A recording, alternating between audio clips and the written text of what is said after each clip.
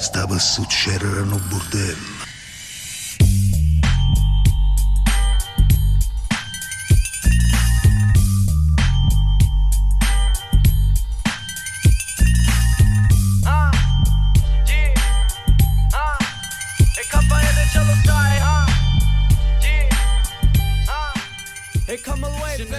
All right, what's going on, folks? Welcome back to another iteration of the Bordello. I'm here with Drew Dunn, comic out of New York. How you doing, buddy? I appreciate you doing this. We're at JFL. We're in Chris Italia's hotel room right now.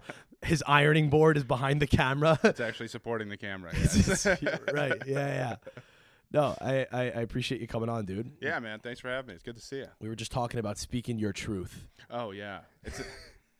Yeah, we were talking about how if anybody says that to you, it's already too late. Yeah. Speak your truth. So, some guy. I was telling you off camera before. I was having a talk with some manager yesterday. He was like, when you're, a comic, you want to try to get on stage because you think you deserve to have your truth be heard. And I'm like, who the fuck have you been representing? Who talks like that? But you know what? What comics are you representing too? Yeah. Also, like that's a cohort of comic that exists. Yeah. Well, my truth needs to be heard. It's like, well, why are you starting now? Yeah. Why are you starting? Are you lying the rest of the time? Why do you need to start speaking your truth? Why don't you just fucking do that from the get-go, you fucking liar? Yeah. Yeah. Don't speak your truth. Just speak.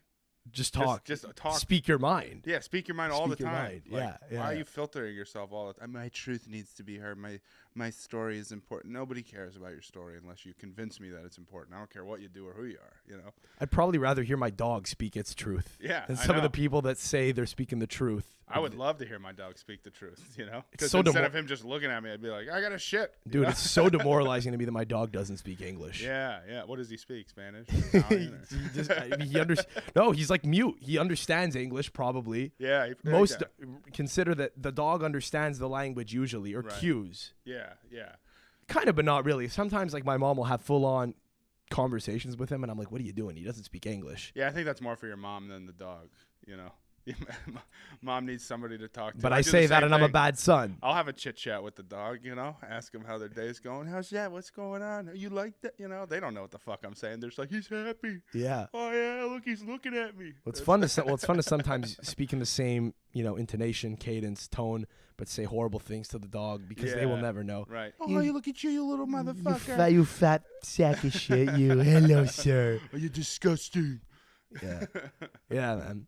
How long you been doing stand-up? 10 years now? A little under 10 years, yeah. Okay. Yeah, about 9.5 years in. I feel like a fucking toddler every time I say that. How old are you? I'm 9.5. Yeah, about 10 years, man. It's been wild. I did my first open mic in Boston, in Cambridge, technically, just outside Boston, January of 2014. Were you living there? I know you're from New Hampshire originally, but were you living in Boston? I was born in Boston, and then my family lived there for a few years, and I moved to Seattle for like a chunk of my childhood. Then we moved back, and I've been bouncing around New Hampshire ever since. So when I started stand-up, I was living in New Hampshire, but there's a comedy scene in New Hampshire, but it's pretty small, so most of the shows was just around New England, with Boston being kind of the epicenter of that. What was the New England accent like in Washington, out in Seattle? Did they look at you like you were a space cadet? Yeah, the biggest thing is when you say wicked. If you're like, oh, that's fucking wicked awesome. People are like, what did he just say? Wicked? Like it blew their fucking mind. And then when I came back here, I was like just saying like dude way too much apparently. And they're like, dude. And I'm like, oh, you guys don't just say that all the time. It's funny that would throw them off because it's not that far off from how I think they speak on the West Coast, where they're like, yeah, bro, yeah, it's wicked. I can imagine them saying that's wicked, dude. Yeah. They don't say that. No, I mean maybe they do now, but I think they're like just fucking, wicked's like bad. We're trying to keep the vibes positive, my dude. Sure. We're trying to keep it up and up. Wicked's a negative. Yeah, wicked's negative like connotation. Wicked bad. It's fucking wicked bad, dude. No, I mean, it was definitely a Boston household, no matter where it was. Not necessarily with the accent, but like. How many kids? I'm one of 7. So, oh fuck! But I'm second oldest. For the most part of my childhood, it was 5 boys. That's like a 1950s family. Dude, it was bad. I mean, it wasn't like a religious thing either. My parents just didn't understand how fucking birth control works. You know what I mean? I don't know if you know this public service announcement. If you take antibiotics while you're on birth control, it negates the birth control, and that's like 3 of my brothers. Okay. Yeah. Your mother was just constantly getting like she was staph pregnant. infections. She was pregnant most of my life. Yeah. Yeah. No, I thought about that. My grandfather was one of 7 kids too, and we've had conversations about this before where we've kind of like computed how often my great grandmother had to have been pregnant, but that was in the 1930s. Yes, it's different. You were born in the 90s. Yeah, so they weren't doing it to make sure that the crops got harvested. You know what I mean? They were doing those are Amish any numbers. Of us made it through the fucking winter. You know? 7 is pretty impressive. Yeah, it was wild, but yeah, I mean, it was just a different culture in my house. You know, like, and that was a good thing. We moved around a lot, but we always had our, my brothers to like just have friends, play wiffle ball games with, talk shit. I mean, we used to do a thing when we lived in Seattle called the Scooter Olympics. So me and my brothers, some of my brothers skateboarded, but we all just rode scooters around and do fucking tricks on them. What's the age gap? My brother, oldest. It's about brother. 2 years between each of us. Okay. So it's like I'm 31, my oldest brother's 33. And then for the last 2, it's a big gap. So it was like I said, it was mostly 5 boys. Between the 5th boy and the girl is like 12 years or something like that. Okay. 13 years. I forget, something like that. So the Scooter Olympics. Yeah, so we would go to my dad worked at Microsoft. So just these fucking 5 little shits from New England would just go to Bill Gates's backyard and just ride scooters around the broken sidewalks, and my dad would just have to like judge it, and he was just basically choosing which kid he wanted to be upset with him for the rest of the day. Like, yeah, you fucking won. Fuck you. No way. I did it way better. But either way, then to get our aggression out, we would go stand on these 2 like sprinkler caps at the end of the road, and we were doing the original version of Roast Battle in like, I don't know, like 1999. Sure. You know what I mean? So we would. The name of the game was called Don't Cry. So you'd have to sit there and you would just roast your brother, and if you cried, you lost. Okay. Yeah. So it's like, so no matter, what I'm saying is we're in fucking woke progressive Seattle, and we're just talking shit in Bill Gates' backyard. The thought of 5 little boys from Boston just fucking saying the most horrific shit to one another. Yeah, just like, mom said you had the smallest dick out of all of us. In a room full of people who really probably want to raise their kids in a way where they feel supported and that they don't hear anything negative ever. Yeah, must have been an insane visual. It's that might be a movie actually, or a TV show. Yeah, or a series or something. Try and a sitcom. Try and tell these fucking industry people that they just want to keep remaking fucking the same fucking Modern movies Family. all over again.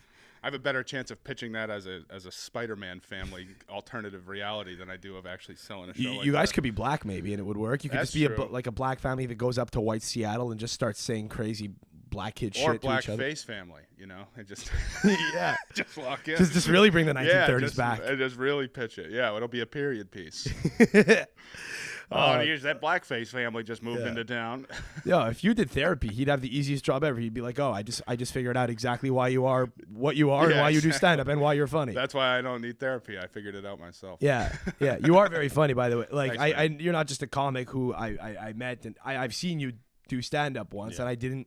It was funny too, dude. When I met you last year, it was like I was at the festival. I just started doing stand up like a couple of months in. Yeah. And because of Chris, I was hanging around the festival. I'd met Chris and we clicked, and he kind of said he liked what I was doing, so he's like, "Come out." And I was at Giannis's show, which you were opening him for. Yeah. And we were speaking. I think earlier that evening we had like run into each other on the street. You were with some industry person, and for some reason I thought you were an agent or something. Yeah. And I was talking to you in the back, and I was like, it was probably so stupid. I was like, probably like, I've been doing stand up for a couple months now. I tell you, you may not really understand it, but I got a long road ahead of me, and it's not easy, but I'm going to work it. And you're just such a nice guy that you weren't like belittling me or being patronizing to me. Didn't even know you were a comic. Went out into the room, waiting the show to start, and you step out as the opener. I'm like, what the fuck? What, you had any idea what a trip that was? I was like, oh, fuck. Yeah. You were doing that thing you and do. then I think I started talking in a British accent. You and did. That must You have did. been You did another that thing. problem for you. So I was dying because I was like, I see what he's doing here, but it was a lot to process. I'm like, oh my god, he's a comic. He's funny. He's doing a thing now. Right. He's speaking in the British accent. You know, then you come in, you're like, I'm from Boston. I'm a fucking idiot, actually. I was laughing right away. You were it's one of the hardest I've laughed at stand up ever. And you just did 10 minutes. I was like, this guy's fucking awesome. Oh, thanks. So I'm happy to have you on here because you're a really fucking funny guy. I hope it all works out for you. I think it will because eventually, like, the cream has to rise to the top, dude. But I appreciate that, but yeah, like, it takes a long time in this fucking business. But write those ideas down, dude. Like, that is a good idea for if nothing else, a sketch. Yeah. There's 5 little crazy motherfuckers running around like, you know, like a bunch of, I don't know, like a backyard with wind chimes. Yeah, right, you know, or something. I don't know. Yeah, man. Yeah, dude. And of course, yeah. When I first met you, I mean, a lot of comics, especially some seasoned comics, can be kind of dick or short with people. But I don't know. That's what I love about comedy in general is that if you're doing it right, if you're a real comic, every comedian's story is a rags to riches story in some form or another. It's an underdog tale for everybody. Everybody starts doing shit shows and open mics and grinding out. And like no matter whoever's at this festival, no matter how famous they are, they all fucking ate a dick in an empty room at one point. They all did their first show at some point, you know. And that's the beauty of it. Is like, and that's why I think there's camaraderie in being a comic when you do rise through the ranks in the right way and go and don't skip rungs. And I think that's why there's less respect out of the big comics for guys that kind of jump to the top and then, you know, start selling tickets for one thing or another and then work their way back down. For me, I think if anybody can figure out what they're doing in this world with the internet and the kind of the murky waters of the industry of we don't know whose show's getting made or what's coming next, fucking hats off to you. But good luck maintaining it because that's the hardest thing to do, I think, is keeping shit going. And now, especially now with the internet, you can get pops, you can get 1 million views in a day, but how do you make it? How do you do that in 5 years again? And how do you do that throughout the entire time? Or how do you stay good? Yeah. Or be good. Like the trouble with popping off on the internet, I find, is it doesn't necessarily equate to like quality at the craft. Yeah, I agree. That's kind of an issue now, and it feels like, you know, it's a chicken or the egg thing. Did you accrue the following because you were good, or did it happen in spite of the fact that you were good and you kind of became popular, you know, because of a couple of viral things? Yeah, and that and the internet it's all niche now. Like everything's a very specific audience. So you could post a joke about soccer tomorrow, and you could reach 12 million people that are all soccer fans. And that doesn't mean any of them are going to come to your show, or even if they come and see you live, that they'll even like what you're doing live. You know what I mean? So, and that's true for everybody. You do a joke about relationships, you're going to reach that little piece of the pie of the internet. You do a joke about impressions, you're going to reach that little piece of pie of the internet. And the goal is, I think, to just when you reach those little pieces, it's just kind of keep scooping stuff onto your plate. And eventually to be able to kind of apply it to a few things, so that you're not just, you know, super zeroed in on one like type of subject matter. Unless that's what you really love and that's what you want to do forever. I guess, but that's not who I am. I like variety. I don't want to do that either. I wouldn't want to just be a guy that does one thing. Like there are some people that are Italian comics, which means they only perform for WOPs. Right. And they only fucking do talk WOP about jokes. Being Italian and what it's like. I did one of those shows once, and I was like a fucking, I was an alien to them because I kind of talked about my life, but I wasn't talking about like, you know, like the ravioli that I had for lunch. Right. You know, it was a little. Do a pasta joke. Yeah. Nah, you know. And the problem with those two is sometimes the people that go to Italian comedy shows also, and this is a real issue, is their brains are melting out of their ears. Okay. Yeah. In what way? Like I referenced the Golden Gate Bridge in a joke, and someone pulled me aside after, like a pro who's a pro Italian comic, and he's like, you know, that was good, but I think you lost a lot of people. You lost me anyway with all the American references and stuff. You know, it was a show in Southern Ontario. Okay. I think you gotta know you're out. You know, you gotta know your crowd. You gotta know your audience. You gotta. Sure. I was like, dude, it's the Golden Gate Bridge. Yeah, that's one of the most iconic things. If you don't know what the Golden Gate Bridge is, I can't help you. If you've never watched the Niners play on a Sunday and just seen the pan across the bay, I don't know what planet you're living on. I don't think you're a guy who's going to get what I'm doing. Right. But there's a lot of that battle in the beginning where you're like fuck, I think I might be misunderstood. Sure.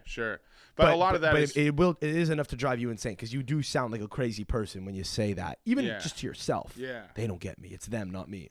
Is it? It's a little bit of both, I think. Like, you don't have to tailor what you do to get to every audience. But for me, if I'm like, because you do such wide variety of shows as a comic. Some of them are going to be at a comedy club with a very diverse audience, or you're going to be in New York talking to tourists, or you're going to be in the middle of Oklahoma talking to those people, or you're in a fucking nursing home, or you're in a brewery, or you're in a fucking teachers meeting, outing, whatever the fuck. You do so many different gigs that you want to be able to tweak your act to optimize it for those people, but you don't want to be customizing what you do for a specific place, you know? Like, there's some references I have to change when I come to Canada, for example, compared to when I'm in the US. And it's usually little things, like if I do a bit where I reference like Walgreens or a specific pharmacy or a specific chain that's not as popular or not as big here, then I just switch those things out. But I'm not going to not do the joke that I don't, unless I don't think it'll work at all or it doesn't make any sense. But if it's just like a frame of reference like that, like it'd be like you saying the Statue of Liberty and they're like, we're in Canada, kid, don't talk about that. It's like, what are you talking about? It's fucking, you've never seen a postcard? What are we doing, you know? Yeah, so I think you want to optimize your sets, but you don't need to like write what you do for people. And like we said with the internet stuff, if everything's niche, like, and that's how the world is now. Nobody's mass appealing. Nobody's going to be as big as a Kevin Hart. And if you do, you're going to be the one guy or the one girl that does that, you know? So the goal is to gather an audience and grow that audience in size by doing what you do, being great at it, and having people be like, oh, I like that, you know? Because that's the goal. The goal is to get your audience, get people to fuck with you rather than like what you used to have to do, especially with TV shit, is you'd have to become a different person. Like look at like what George Carlin had to do when he was first on TV compared to who he was when he actually became, you know, the comic that we know and love. You know, he had to really. I'm not familiar with his television shit. Well, he was it was almost a character. He was like a filtered, polished like guy. You can go watch his old appearances. Like he would make late night appearances type of thing. Yes, he was silly. He would do characters. He wasn't speaking his truth. Right. Yeah. No, but that's the point, and that's to go back to what I said. You should be speaking your truth all the time, and you should just hope that there's enough people on the planet that like what you're saying. So I think you could kind of sum up what you're saying in one, you know, in one takeaway, I guess, which is ideally you want to do it without selling your soul. Yeah. Whatever that means. You want to create a version of yourself that is the best version of self for that night or that situation or that video or whatever it is. Or just in a more broad way, you don't want to sell your soul completely in terms of how you do it. Like, you know, don't become a character that isn't comfortable to you, that you're doing in a very pained way where you're like, I feel like I got to do this to get laughs, but this isn't me and this doesn't feel real. In some ways, it's like doing it the other way where you kind of take a long time to build, you know, an audience and build yourself up as a comic while trying to actually speak the way you normally speak and think. Can be harder, but I feel like it's more rewarding, and I think you get more respect from other comics, which kind of like is the only thing I really personally care about. I think everything else kind of is like, a thing that happens by osmosis. Like it'll just happen through through doing it well. Like if you're doing it well, other comics respect you, and then you don't almost have to worry about the audience. You'll be good at the craft at that point, and they'll kind of get it or find you. That's kind of my hope. Like it's naive to think that, you know, any one of us will be another Kevin Hart. I don't want to be personally. Right. It happened. I'm sure he lives a good life. It's kind of cool, but it's like, it's a lot though. Yeah. It is a lot. Yeah. Maybe we even saw last night with Bert Kreischer coming to the party last night. He was just getting mobbed by people, bro. He just wanted to come and hang out with comics and have a good time. Yeah. And people wouldn't stop taking pictures. They wouldn't fucking leave him alone. It's like, do you really think that's what he came here for? Do you really think he came here to take pictures with you, you fucking schlub? No. Or did he come here to fucking relax and try and be a part of like a fun festival with people that he knows and likes? Like, act like you've been here before too. Like, Jesus Christ, dude. I'd be afraid to give some of the fucking people that I know like a guest pass to anything for that. Reason, dude. Exactly. You just don't know how they act. You gotta know, dude. Some of the fucking guys I grew up with, like who I went to high school with, dude. Fucking Catholic all boys high school with mostly Irish and Italian kids. I would not bring them in public ever. Really. I prefer to keep them in a basement or just on a group chat. You know? Exactly. The group chat's enough. Yeah. You know, get them out of your basement. Fucking guys I played hockey with. You know. Yeah. Holy shit, it's Chrissy D. You know? Right. Like, you know, like some of the stuff I get asked, it's like, yeah, you was Chrissy D there? Yeah, he was there. How was he? He was good. Yeah, he was, right. he was funny, you know? That's it. Chrissy D, Chrissy Chaos. Yeah, that's his podcast. I Right. don't know. What are we doing here? What do you want me to say? What do you want me to say, you know? But go up and hug him and ask him for something. Like, it's such a Yeah. weird thing, man. No, but it's like it's almost like not many people kind of get to that level of notoriety. So it's like if you're gonna do the thing, you may as well do it the way that feels. I'm gonna barf a little saying this. That feels authentic. Sure. Yeah. You know, just so that you don't feel like you're losing yourself or losing your soul every time you go up. Yeah, I agree. The way you can think about it, and this helps like my brain as far as like when you make those tweaks to, like I said, to optimize what you're doing or present yourself in a right way, whether it's to a network or whatever it is like if you're a cake and you're going to make your own flavor of cake, it's going to be the best fucking cake you've ever had. You're proud of the cake flavor. It's moist. It's fucking awesome. Such a fat guy thing to think about. But a cake is like, but you can take that flavor of cake and adapt it and decorate it however you want, right? It can be for a birthday. It can be for an anniversary. It can be for a fucking wedding. But that cake is still you. It's still the same. It's still a fucking dope flavor, but you're putting it on the table in a place that's like, why is there a birthday cake at the end of, you know what I mean? Yeah. So you're trying to make a fucking really good cake. Yeah, and some people just say, you know what? I'm not even gonna bother with the cake. I'm just gonna serve them fucking sfogliatelle. Yeah, and some people transition to croissants. You know, you can do whatever you fucking want in this world. Yeah, but yeah. No, I mean, this is hitting particularly hard because I did like a crowd of. I talked about this on the pod last week or whenever this comes out. I don't know, on a recent pod that we're banking this and I don't know when this is coming out, but whatever. Like, I did a room of really old people in the suburbs. Yeah. And my stuff just wasn't hitting the way it was supposed to, and I was able to kind of like, you know, win them back. Right. I was hosting for the first time ever. I was telling you about this last night. So I hosted a show I'd never had before. I thought it'd be a good thing to do because I thought hosting's tough and it's a good muscle to have. I'll try working on it. It'll be a new thing to like just get good at. And it's like, you know, as I'm doing it, I'm like, of course this isn't working. Yeah. And I'm like, I'm going to hit them with the next one. And it's almost like I got to preface this and say, yeah, I don't know why I'm going to do this, but fuck it, I'm going to hammer this home even harder. We'll see how, you know, deep the rabbit hole goes here. Like, right. It's like I'm almost apologizing preemptively for stuff because I'm like, yeah, you're not going to like this fucking joke about whatever thing, you know, that typically works better at bar shows downtown at 10 o'clock at night with younger people.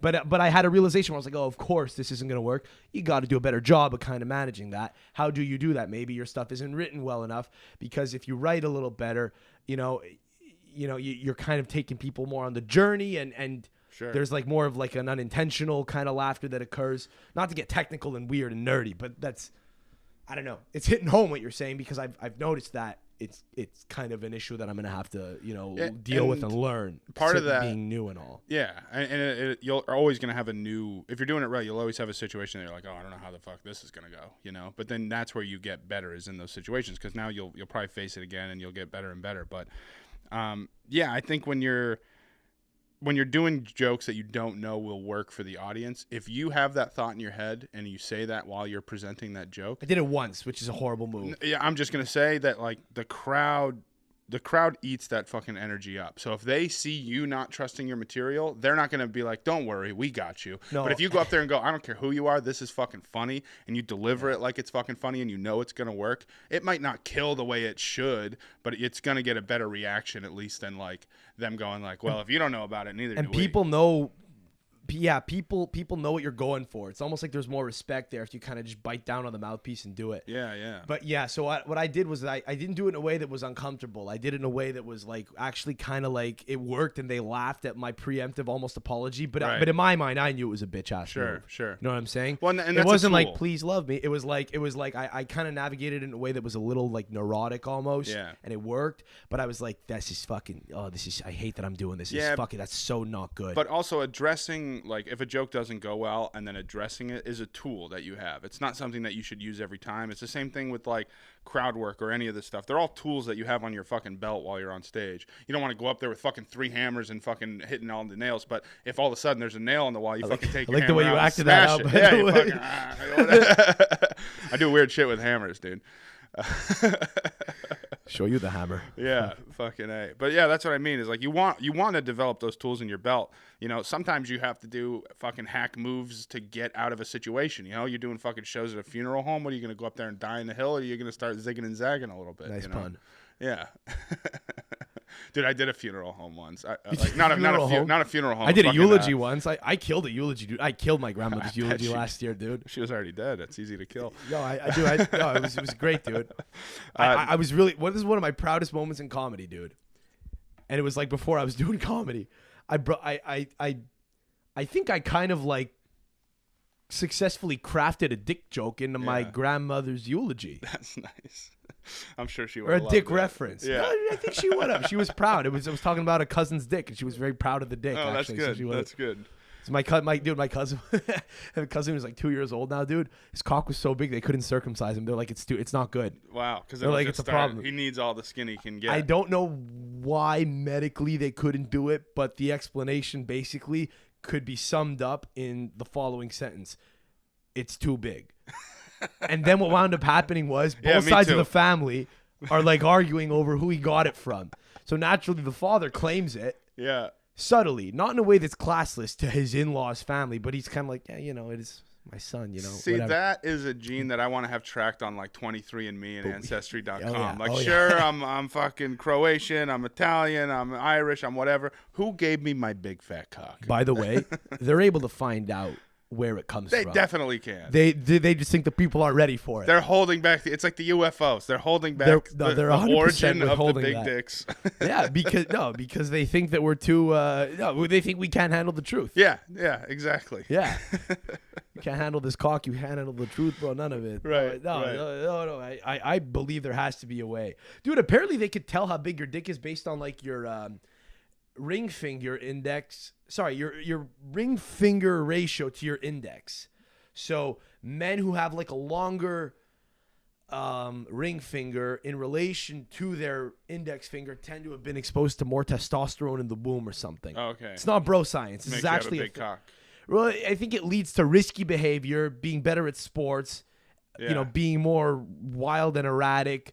A lot of these guys become stockbrokers. Now, granted, I'm not going to put you on the spot, but granted, yeah. By the way, never put a man on the spot. Never say that in public in a room with men where women are present. And definitely don't go, let me see your hands right after No, that. no. You could do it if you want to impress a woman, kind of subtly. Yeah, right. But you got to drop it in a conversation in a way that doesn't look forced. Which, you know, if anyone has any EQ, they'll kind of see what you're doing. You got to be very subtle, very sociopathic almost with your about big it. dick information. Yeah. But if you think that's something you want to share, yeah, you also can't do it if you happen to have the index to fucking the ring finger to index ratio. Right. But your dick isn't all that. You can't bring it up if you're implying a thing. You can if you think you're never going to sleep with a woman. Yeah. Leave it up to the imagination. But I'm hoping fucking RFK starts talking about this shit in this presidential campaign. you know, here's the thing. Here's what I like. The mercury in the water is very devastating. Here's what I like about him is he'll talk about anything that he observes or reads in the literature. Yes. So if he's saying, listen, like this is an uncomfortable thing that I want to talk about, but the fact is, like, the fact is the that phthalates in the water. You can tell that a baby's going to have a big cock based on how much mercury is in the water regionally. Yeah, or the rate of people that have big cocks is going down. He would talk about that. It's affecting penile size. The penile sizes, the data shows that it goes through the roof. Here's a very good, subtle way of implying that you have a bigger dick, right? When I was growing up, this wasn't a thing at all. This wasn't a thing at all. There were no phthalates in the water. Yeah. We have absolutely normal penile sizes, and if you look at our penile range, it's much larger than what you're seeing now with Gen Z. You can tell my dick's been out this entire time I've been talking, and no one's noticed. Yeah.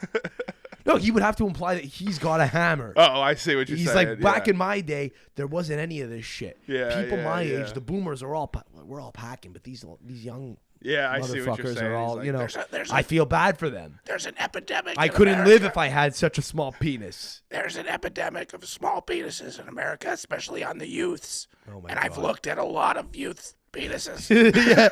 I've done double-blind placebo studies. They're in the charts. I see them.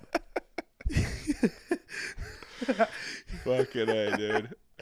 When did you stop playing baseball? That was my senior year of college. So, 21, 20. I was 22. I was 20. Okay. Yeah, I was Fully 20. developed man. So Yeah. you were in showers with fully developed men. Oh yeah. I bring this up because That's one thing they don't at tell 15 you. it doesn't count. It's not fair. No. There's a disparity. And that's one thing they don't tell you about college sports. If you are trying to be a college athlete, is you will see a lot of cocks and balls. A lot of people talking about their dicks and I think that's comparing them. It's across the board of every sport, I think.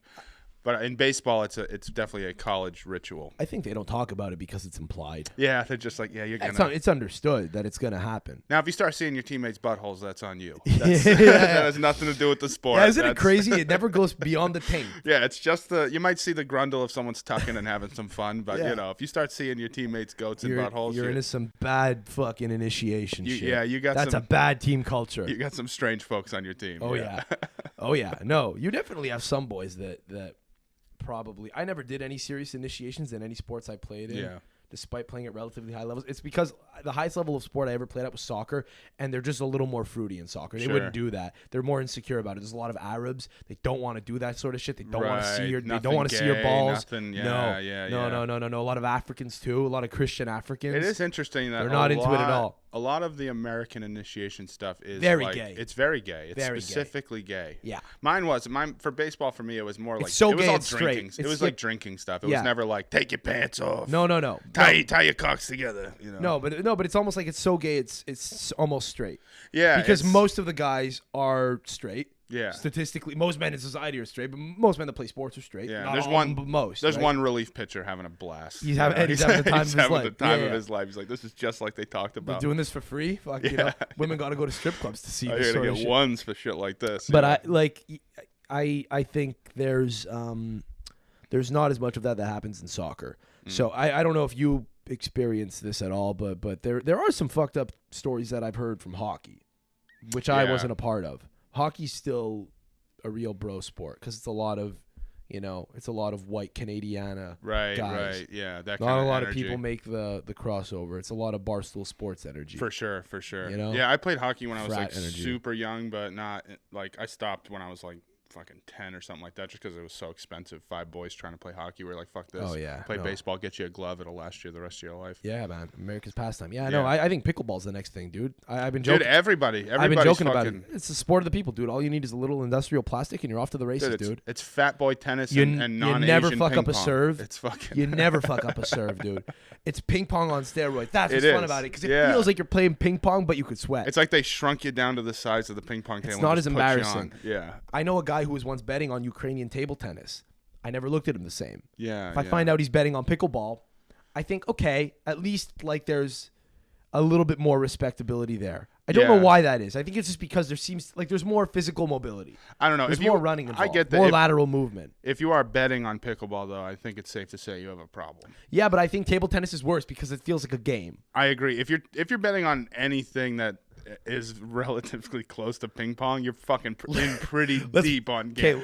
You're not up. You're not in the green if you're betting on that stuff. You're not like, man, I've been winning so much. What other sports? I know a lot of degenerates up here. Yeah, Do you have any degenerate friends? Most of my friends. Great. Are Let's play a game called "What's the craziest thing that any of your friends have gambled on?" I'll start. Greyhounds in India. What the fuck? Yeah. Dude, I have a friend who once told me Wait, the buses are the actual dogs. No, the dogs. I bet you the bus is gonna get here in 8 minutes. Over under. What do you got? Okay, so he's at the dog races. Oh my I didn't even God. know they still did these dog races. Neither did I. It was in India. Oh, it was in India. Okay, yeah. I missed that part.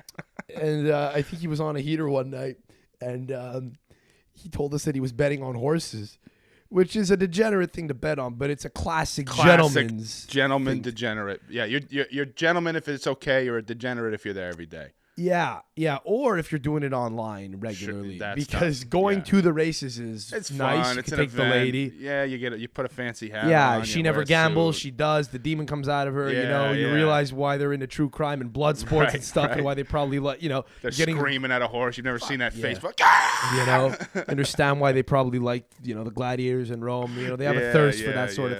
of thing. It's all everything's primal ultimately. Totally. Everything we're doing is just an evolution of that. Yeah, baseline, sure. Yeah, so that's kind of okay, but online not so much. And I have a friend who was telling me, and another buddy, that he was betting on horses, and this is actually, I think, when he decided to like take a break. He didn't stop. He still gambles, but he's like, no, I think I gotta maybe take it easy. It might have been like that given week. He's like, yeah, I think this is not happening for me this week. He bet on a horse, and the jockey fell off the horse out of the gate, which, is a crazy visual. Yeah, I've never seen a jockey fall off a horse ever. Imagine, dude, there's 12 horses in the race, and the one guy that you bet on because of his fucking name, randomly happens to be the one that right off the gate. This little Filipino guy falls off the horse. I'm talking about this guy like he's the degenerate, dude. I once went on a heater. I shouldn't talk. I once bet on Indonesian 3rd Division soccer. That's fucking wild. And I'm convinced that when you do that, when you place the bet, there's a guy with an earpiece in Indonesia who gets a notification, and some guy says to him, "We got one." Yeah. Give him a penalty. Right. Because what happened there was I went on a heater once. I don't know if I've talked about this on the pod before. I might have. I've talked about how once I tried actually, how they say the house always wins? Yeah. So I was like, fuck it, I'll become the house. During the World Cup in 2018, I started taking action on my buddies, like bets, and I was like, I'll match it by 5%, and I became Sam365. I was illegally taking money, like through e-transfer, which is like our version of Cash App, which we have longer here than you have down there, and and guys were just, and it was crazy too, because my rule was if the money comes in time, then your money's good. The bet's good. So guys started sending me money unsolicited as they're sending me the text. It would be like late at night. I wouldn't even have a chance to approve it. And they'd be like fucking sending me like, I had to change the rules. They would be sending me like $2 for like a potentially like $30,000 fucking payout. Like, dude, I was like, I ain't got it, Yeah. Like, you're going to ruin me if this hits for $2. I don't have enough like a volume for this to be worth it. So I had to like change the rules. And I was like, you got to bet at least $10 or something, Yeah. And I was like, the house always wins. But that guy who actually, that guy who was betting on like greyhounds and racehorses actually was the one who kind of made me stop, because I found he was a serious gambler. Yeah. Meaning like he took it seriously and he was smart. Like calculated. Yes, and even the times he would lose more often than he would win. I think I was almost even with him, which is impressive. But even the times he would lose, I wouldn't enjoy my day. Right. I wasn't enjoying the World Cup. I was like sweating through it. I was like, fuck, this better happen. This needs the bets would come in. I'd be like, fuck, I wish I had money on, on your side. It's pretty smart, Fucking Serbia over 2.5. Yeah, the one like thing to be the house, the one thing they have is a lot of fucking money. They can and go a lot of volume. They can go down $100,000 and have 100,000 suckers that pay back the one guy. Some Greek motherfucker who I went to college with, whose identity became his personality, because he was a fat kid. He was not a bad human, but like he was like always fat in high school, and I think he realized that he can get attention from everyone, especially women, but like everyone, just by being the crazy gambling guy. Okay. So he kind of leaned into it, and I think when he caught wind of it once, he was like trying to bully me into like accepting this ludicrous bet. Well, he was like, I'll bet $500, but the payout if I win is like, it's like a 4-1. It's like you got to pay out $3,000. I'm like, fuck, I don't know, dude. I've been doing this for like 2 weeks. It's a little rich for my blood. He was fucking trying to bully me into That's it. So crazy, so bad. But so I've talked about that before, but I don't know if I've ever talked about this one heater I went on when I quit working, and tried to like pursue like income making online, just to like be able to do stand up and pursue that freely and shit.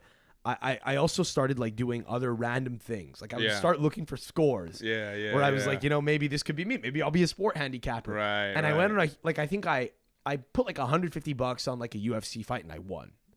So I had like 300 and I was like, great. Withdraw the 150, withdraw the principal. Now see how long we can, go on for. And I wound up doing pretty well the first week. And in week 2, I think I wound up being up like $5,000. Nice.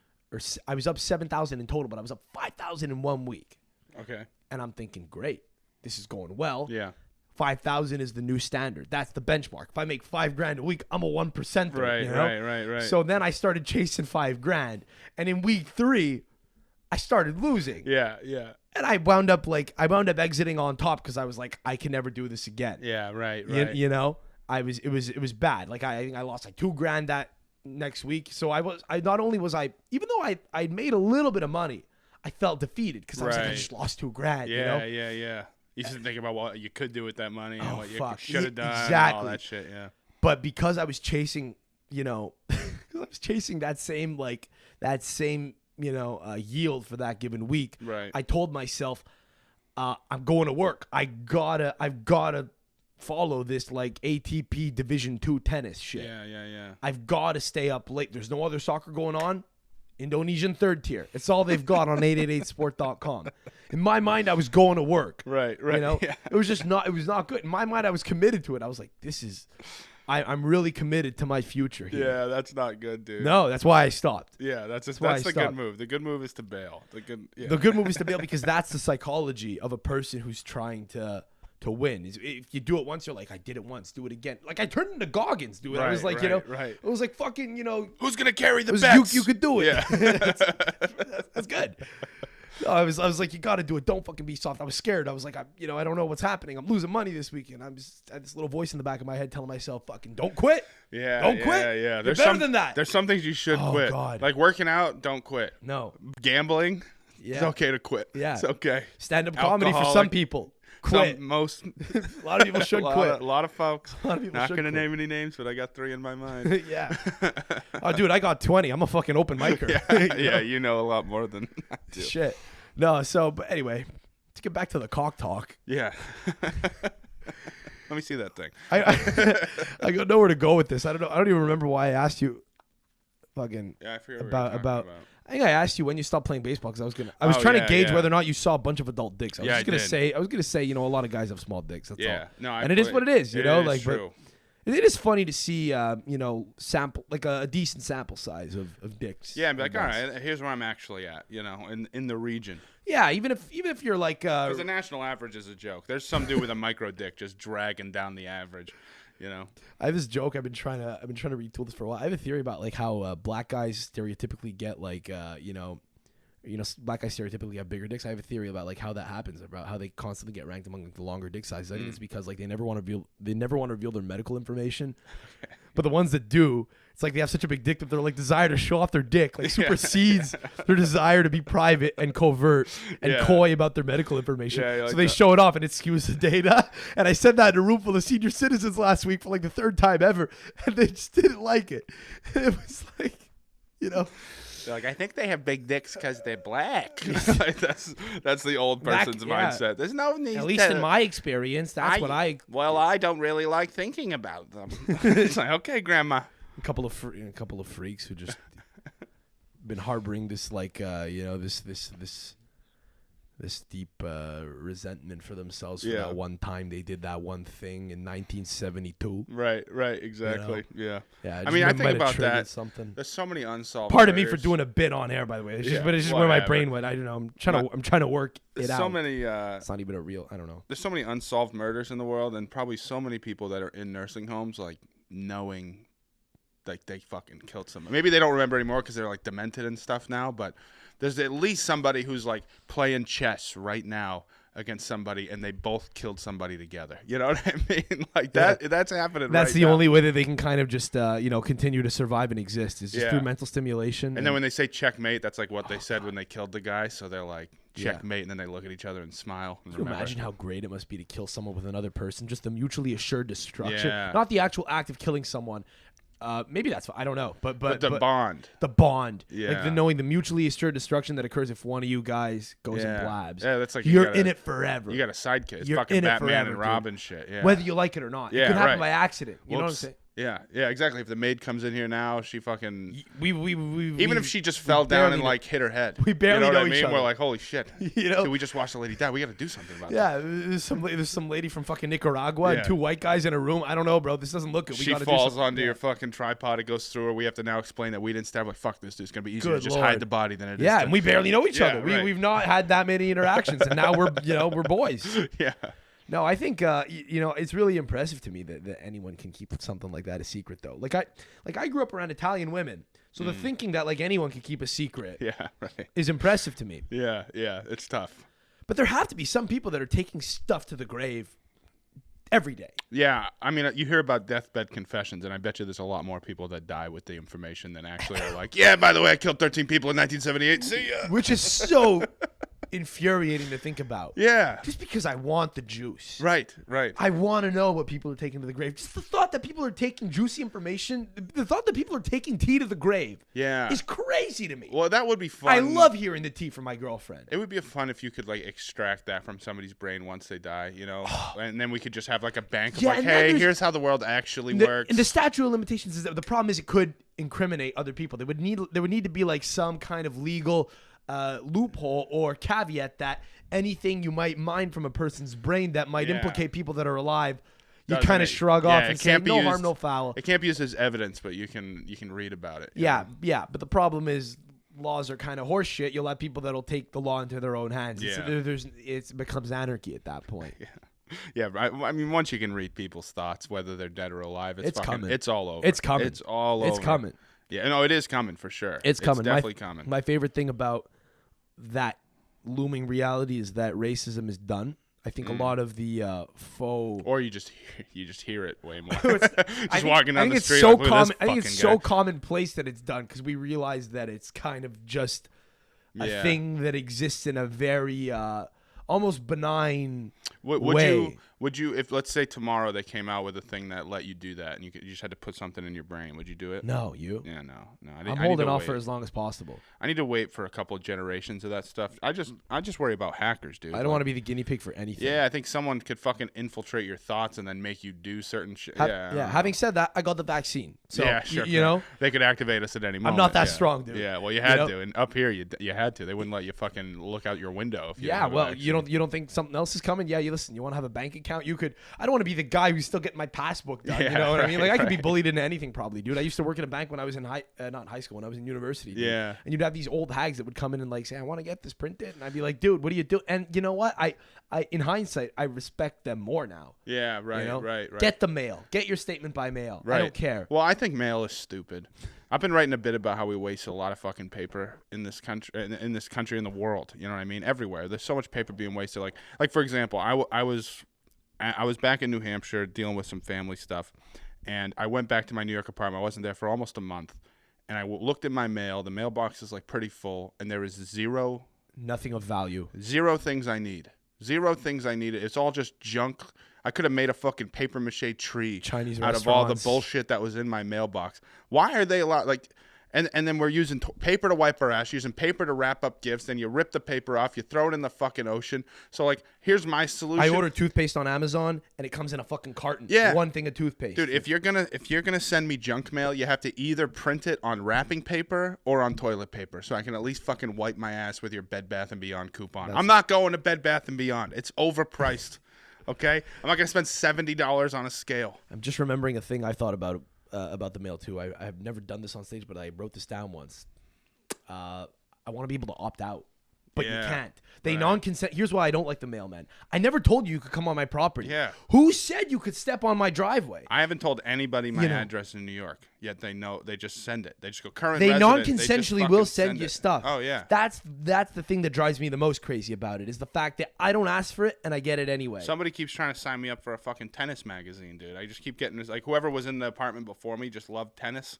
They were getting tennis magazines. Now I get like 3 letters a month. Like, That's so hey, hopeful, renew too. your subscription. I'm like, fucking That's so no. hopeful too, being into tennis in New York in an apartment, you know? Yeah. Like no one has money in a New York apartment. No one has real wealth or money, you know? Like Well, unless you're living in a very specific apartment. And Sure, a sure. That's- Specific floor height. no, yeah. right. But I feel like most people that are renting apartments in New York don't have tennis money anyway. Dude. No. That's such a depressing They might have pickleball money. look. Yeah, but right. they don't have That's tennis. such a depressing look into someone's life and their hopes and dreams. Yeah, dude, They like- wanted to.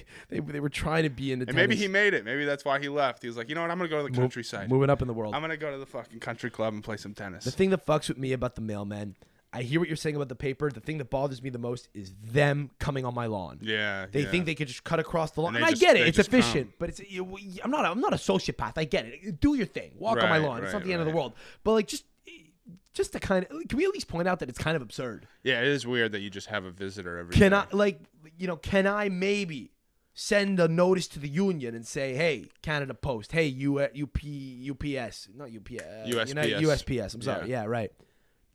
I'm out. Yeah. You come on, I'll shoot you. Right. I have a right. Or just like signing a waiver. Yeah. Come on at your own peril. But what about that one important document you get every 6 years? What are you gonna do then? get a PO box or something. You know, then you can go. I mean, you can do that. It costs money, but you can get a PO box. Fuck it, dude. Put a chip in my brain and just fucking send it to my consciousness. Part of me does You know? want that, dude. Part of me is like, just fucking put me in the Matrix. You know, like if they came out with float tanks that could like my goal is to power somebody's house. One day, I want to be their fucking battery in the backyard. You In know, what sense? Just, like I'll I'll be in a fucking float tank. My brain gives off electricity. You can harness that while I'm tripping balls and getting my dick sucked in the virtual world. brother. They can't even power shit with the sun. Can you imagine how much I'm not saying cognitive right power? now. Yeah, oh, I'm thinking how a many lot. people's cognitive power would have to be harvested in order to generate energy? I feel like I could probably power like this microphone. You lay me in a tank, hook up the wires. just one mic? I could get something. Or like a light bulb, maybe an alarm clock. Yeah. Then you do something and make it stronger. They can do it. They'll figure it out. By the time I'm 75, I'm telling you, bro, that's how we're gonna retire. We're gonna be retiring in virtual reality float tank. We're not gonna be playing backgammon and chess and shit like that, like those serial killers right now. You're gonna be laying in a fucking float tank. They're gonna be like, "What do you want to do today? You want to go to the fucking Mars?" And you just press a button and you just blast off the fucking Mars. People that play video games with their hands and a controller like people do now, at that time, 50 years down the line, they're going to be like hunters now. Oh, yeah, totally. They're going to be seen as like these people that are trying to get connected with their humanity, you know? Yeah. And with their primal. I do think there's going to be a Liver be... King motherfucker who's like playing a GameCube. Yeah, well, I do think that's going to be the divide in the world eventually, and especially it'll probably start in America because it's tech, and tech always seems to start in America, is rather than Republican or Democrat, it's going to be people who want to live in the real world and people who fucking don't want to live in the real world anymore and just want to be in that virtual space where they can be in a box, but it feels like they have the penthouse apartment suite that they always wanted, that they knew they could never achieve that $100 million thing, but now they can at least feel like it's real. Yeah, and also, like, if you could, for example, if like Shaq was wearing a camera all day long and you could just tune in and instead of living your shitty life wherever you live, you have just, Shaq's penis. You could just be laying there and you look down, you have Shaq's cock, you have fucking Superman bed. I don't you even can want fucking Shaq's cock. dunk. I want Shaq's wife, not because I don't even know who she is. I just want to have a woman who's normal sized. Yeah. You know, I want to be able to copulate. I wish I could shrink my wife. My lady. She listened to this. She just had a fucking. She just had a mini orgasm. Hearing that. I'd like to be able to shrink my girlfriend down to a size that would enable me to have a ratio to her that Shaq has to his normal size wife. So she'd have to be. It would just be fun, like a carton of milk compared to you, like Type that of thing. size, like something. That like would be awesome. No, that's interesting. I think. What do I think? What was I gonna say? Fuck, I forgot. Technology, VR, augmented reality, all this shit. I don't know, dude. I mean, who knows what the future holds with this stuff? But I think it's like anything. I think some people will adopt it quickly and do it right away, and some of them will regret doing that, and some of them will have growing pains because of that, and then other people will just keep doing their lives like they do it now. And then and then you'll have the fucking lizard people that run the world, dude, who will not even they won't even go in a room with that shit. They'll be like, oh no, that kills you. The radiation. Well, they're the ones making it. They're right? The ones, I know. They'll still be running the eyes wide shut parties, Exactly. actually fucking getting blown in real life, dude. Right. You know, still eating caviar. They'll what they'll do is they'll load you into the VR world, and then they'll just shoot you off into space and forget you exist, and eventually you'll just disconnect and unplug and float around for a while. And I'm kind of happy that. And it's coming. It's gonna come back. It's coming back. It's not done. Yeah. But I'm kind of satisfied that the first big push to get us all into the virtual reality was kind of stuffed. Yeah, we stuffed the takedown. Yeah, like and 2 I think years ago, the metaverse was like this buzzword that you'd hear a lot of. That people kind of were like already, I think, coming to a point of like mental acceptance. Well, yeah, I mean, Snoop Dogg like paid $1 million for a property or something like that, and people were paying millions of dollars to like be his virtual neighbor. I was like, what are you, out of your fucking mind? Like, I get it, and it'll probably be a Bitcoin thing where we're like, dude, why didn't we buy property in the fucking metaverse in 2017, bro? We could have been right here. We could have been on top of it, you know? Well, because it has to, where does it end? It has to end somewhere, right? Like, it has to be so absurd at a certain point that you say, no, enough. Surely maybe like the real investment is in like wood. Yeah. You know? Right. Like, let's invest in something. Like, you got to build the pot out of something. Let's like try to. Whatever like, that thing is, yeah. Right?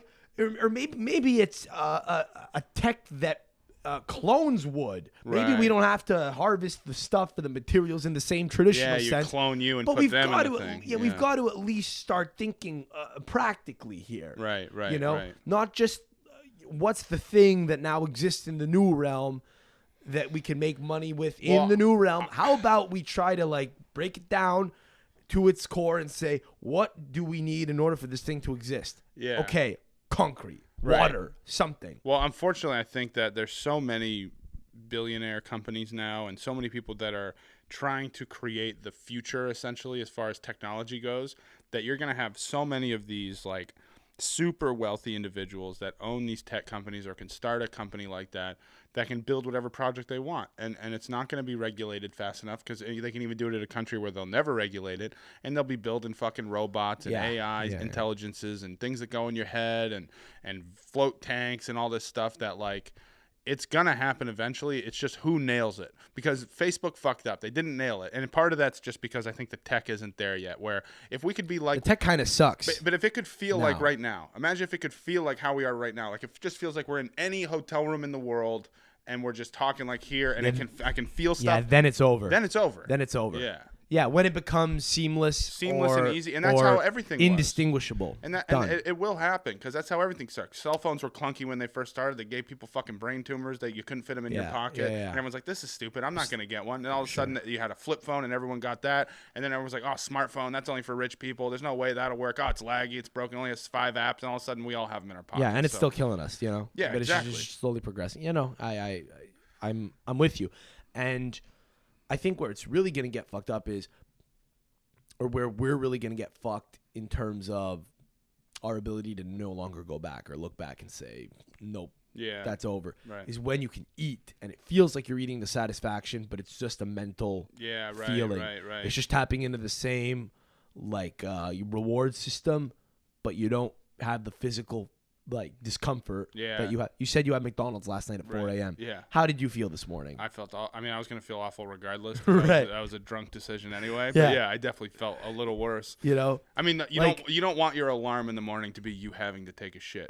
You know what I mean? You don't want to be like, I've been there, what buddy. time? Oh, it's now. That's the time to get up. Every time I drink. Yeah, no, that's so well said. You got to expand on that. That's good. It's true though, man. I mean, if I have a fucking rough night, that is the my barometer. alarm. I'm like, I will wake up when I have to shit. That's the barometer of how rough your morning is. Never, the piss comes later. It's always you think you want to have the good shit too, but you never want it to be urgent or alarming. Well, it starts good where you're like, oh, a little relief, and then you're just there, and you're just like, oh, it's fucking sick. You're like, I've been at the point where I'm like, it's so early, you know, you eat like a spicy slice of pizza at fucking 2 a.m. or something, and you're waking up at like 5. I'm like falling asleep while I'm shitting my breath. It's not good. No, it's like not. I say it on stage, but I'm not healthy, you know. Yeah. Like I'm not fat, but I'm definitely swollen. Imagine you could eat the spicy piece of pizza and you could feel like you ate it, but you know you could actually just you could get your vitamins through some pill and through or even just through the shake. water that they put you in, through your skin absorbing it, or an IV. It's just like a never-ending IV. Yeah, or the thing that they put in your brain, you just plug a little fucking port into that and go, oh, I got everything I need to be satisfied.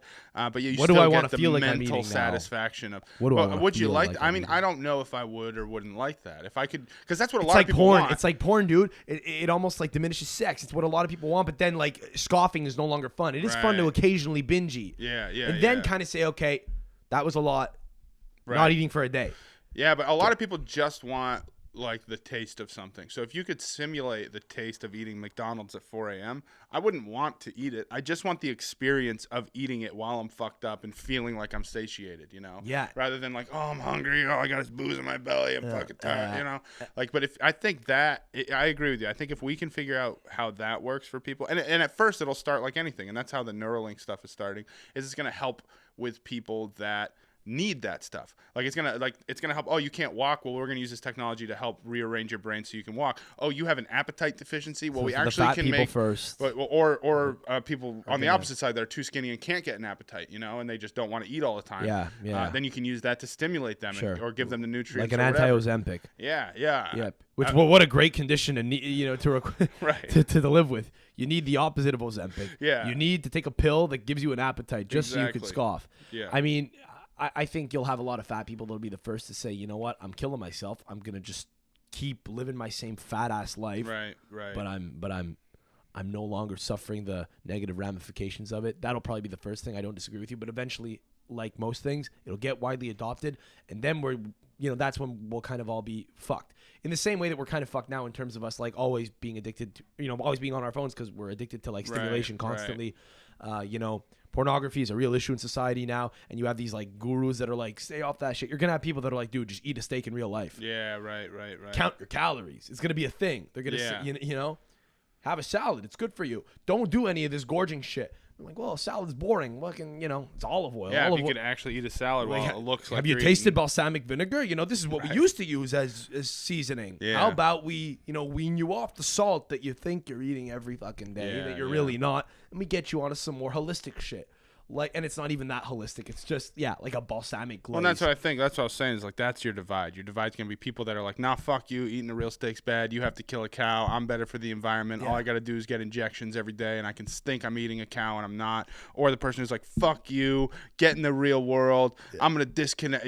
That's going to be the divide. All I know is when it happens, Snoop Dogg will be there and he'll be dominating. Yeah, and he'll just be sitting in his fucking virtual house. Dude, that motherfucker is... He's everywhere, dude. He's everywhere, and he hasn't aged a day. Like, he looks the exact fucking same as he did in Gin and Juice. He's a fucking whore, dude. He's a money whore. And I kind of respect it. You have to respect it. He'll take any check that they'll give him. He doesn't give a shit. Dude, I was... Well, he was the real guy that was like a gangster rapper that, like... went into the mainstream. Media, he's doing fucking Martha Stewart stuff. He's chill he's now. doing Yeah, Sports exactly. Center. He's everywhere. Did you ever see him on the Olympics last year with Kevin Hart watching like the equestrian events? Yeah. And there was a horse like that was a great walking. idea by The them. horse by the crip way. walking, bro.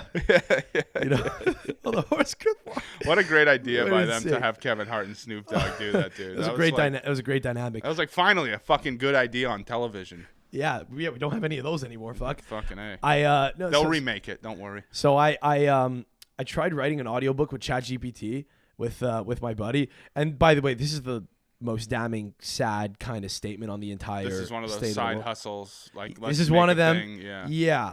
You know how like you'll watch one video on YouTube on how to make more money. Yeah.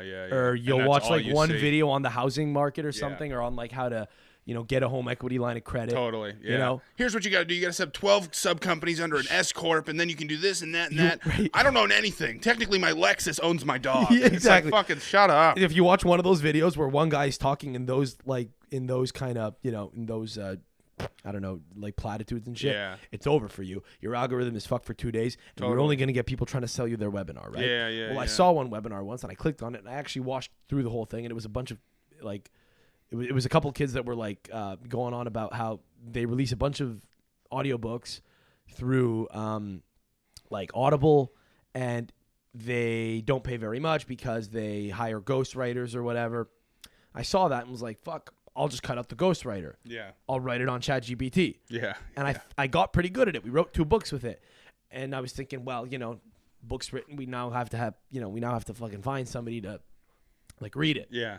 And we're going through a list of people that charge like $100 an hour to read. Yeah. We're looking at British guys. We're looking at, do we want him to sound like he's a Southern gentleman? Right. And, it's a lot of fucking work, right? Because you got to reach out to these people. They got to answer you. You got to hear samples. Yeah. And eventually we're like, what the fuck are we doing here? Yeah, let's get AI to read it. I was going to say, yeah. You already have an AI write it. Why not? I found out about this site called Speechify, which will read anything for you. Yeah. And you can change the accent and the voice and all that stuff. Who's on it? Fucking Snoop Dogg. Sold his rights. You could have Snoop Dogg read a book. I'll show it to you after if you like. That's fucking awesome. It's insane. That's wild. It's fucking nuts. You could have had fucking Biden do it or Trump. Anyway, yeah. Oh, hey, I forgot how to read. Anything he could license, he'll do. Snoop. You have to respect He's him. a businessman, dude. He fucking gets it. People like him. He's like one of the most likable guys as far as just I don't know him personally, obviously, but just as a personality of a guy you see. If he walks onto a set of a show that you're already watching, you're like, oh shit, Snoop Dogg's here. Nobody's like, what the fuck is Snoop Dogg doing? And he gets away smoking weed anywhere, even where it's criminalized. Yeah. Because they shrug and say, yeah, it's Snoop. What are you going to do? It's Snoop. What are we going to do? Enforce federal laws? Come on, it's Snoop Dogg. No. Dude, imagine what a fucking square you have to be to go up to Snoop and say, sir, I'm going to frisk you. Yeah, sorry. What are you smoking, sir? He's got the appeal of, he's got the will of the masses, Yeah, People will riot. They would riot for sure. Dude, if a cop went up to Snoop Dogg and I was in the room and he was like, "Hey, sir, do you have any, drug paraphernalia on you?" I'd be like, "Dude, what are you doing?" Yeah, if Snoop got arrested in like Alabama or something like that for fucking drug possession and they had him, dude, I think we would exile the state. Whatever state did it, they would just kick him out. Yeah, it would be Alabama too. Yeah. No, I think even in Alabama they would have his back. They might. Well, there's he's definitely that a number of universally people that would. There's a number of people that would not, for There's sure. definitely a lot of people that would not. There's a lot of people that don't like him in Alabama just because he's black. Yeah, that's true. Yeah. Like, the only Snoop is Snoopy from Peanuts. I'll show you off air. I'll show you off air. Do you have anything you want to plug before you wrap? Yeah, just follow me on social media. I post videos every week at Drew Dunn Comedy. I'm on tour all summer long, so come see me there, drewduncomedy.com for tour dates, or shoot me a DM. Let me know where you're at, and we'll have some fun. Cool, bro. Thanks for coming on. I'm Sam Adamo. I don't know why I always have a hard. I'm Sam Adamo. I'm Sam Adamo. Follow me if you don't already. Subscribe to the channel if you're new. Give it a like, because apparently that helps. I don't know. I think I'm obligated to say that as a person who's on YouTube. Yeah. Do it. I don't know. Drew, thanks for coming on, bro. Yeah, Appreciate man. Thanks for having me. This was fun. Yeah, it was really cool, bro. Hell yeah. Listeners, we'll catch you next time. Till then, a la próxima. Ciao.